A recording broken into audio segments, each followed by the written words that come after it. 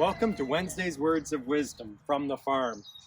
And I'll never forget going into the barn. You'd have calves being born. Spring is that time. I'll never forget going in the barn, and Dad was still in the house, but I saw that my favorite cow, my best doing cow, was struggling. And I quickly grabbed that binder twine. I saw hooves, and I went and I hooked the string around and I started to pull. But as I pulled, I realized really quickly that this was the back end of the calf and they're to come out head first. And so quickly I stuck my arms in, and I knew I couldn't deliver the calf that way and she was struggling.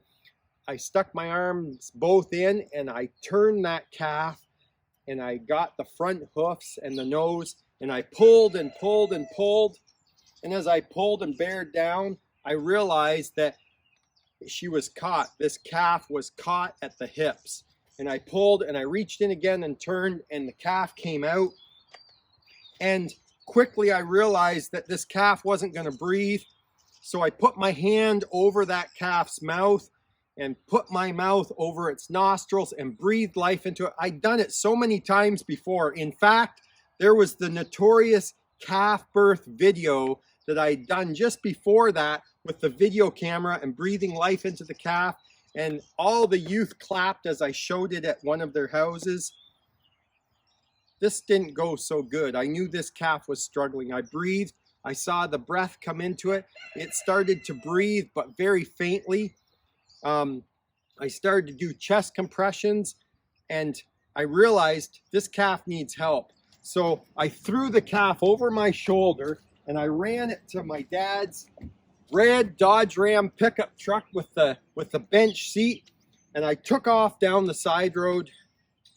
As I was watching the calf's head on my lap, it stopped breathing again. Halfway to Sarnia, I pulled off to the shoulder, gave a couple breaths into its nostrils, did some chest compressions. Somebody pulled over, ran up, whipped the door open. Oh, it's a calf. They thought I had a real person there, but they didn't care once they saw it was a calf. I flew into Sarnia. The last bend coming off the overpass, the calf stopped breathing. I pulled into the vet clinic just 2 minutes later, and he said, "I'm sorry, young man. There's nothing we can do." I was devastated, but I knew that I had to get that calf out. The cow would have died. That cow was my best cow. You know, I exercised wisdom by doing what I did. I lost the calf, but I didn't lose the cow, and I got the best calves off that cow for years to come. I kept those calves as cows. I believe that I will see that calf again.